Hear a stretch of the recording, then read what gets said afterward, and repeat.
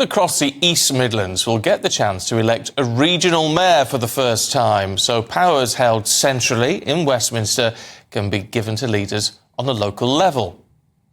Well, many have considered devolution in places like Greater Manchester and the West Midlands to have been a success. Other regions are now looking to make decisions on housing, education and transport to be made closer to home. Our reporter Will Hollis has the story. In an election year, the nation's voice is amplified. Before choosing a Prime Minister, parts of the country will elect a mayor. In the East Midlands, for the first time, councils in Derby and Derbyshire, Nottingham and Nottinghamshire form a new combined county authority.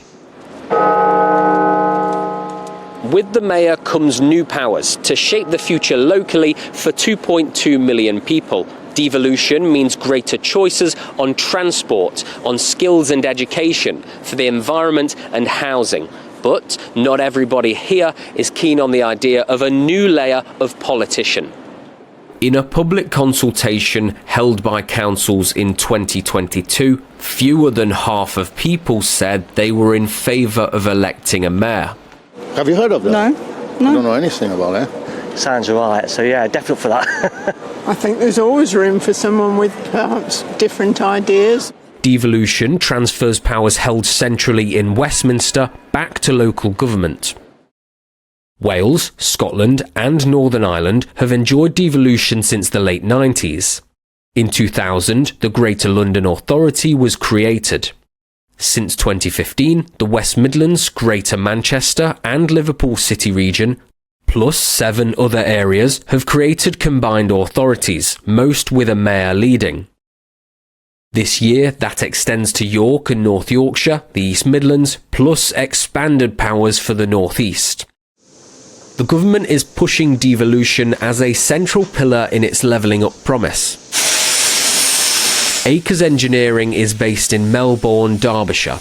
The East Midlands is historically one of the lowest funded regions. Devolution means more money, around £4 billion worth of investment here. Managing Director Luke says it could transform the region. We need investors to see what a phenomenal region the East Midlands is, and hopefully we're having a mayor with the powers and the funding behind them can really attract the type of investment we need to continue with our growth. The mayoral election in May signals the start of a new era, connecting counties that have a deeply shared tradition of rivalry and collaboration. There's power in a vote. Will Hollis, GB News in the East Midlands. If you'd like to learn more about the East Midlands mayoral election, you can go to gbnews.com, where you can hear from all the candidates standing to be the new regional mayor.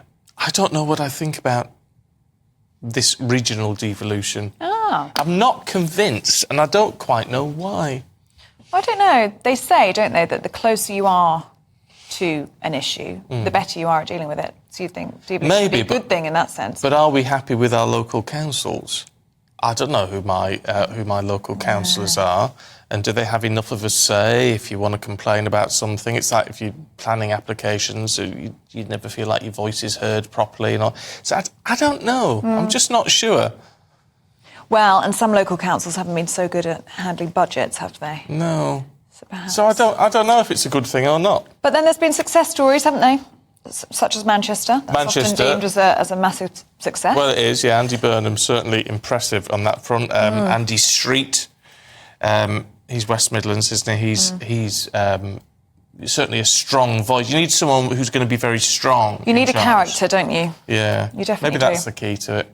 The right person in the job. Well, let us know what you think. Is that something you'd like to see in your local area? Do let us know. gbviews@gbnews.com.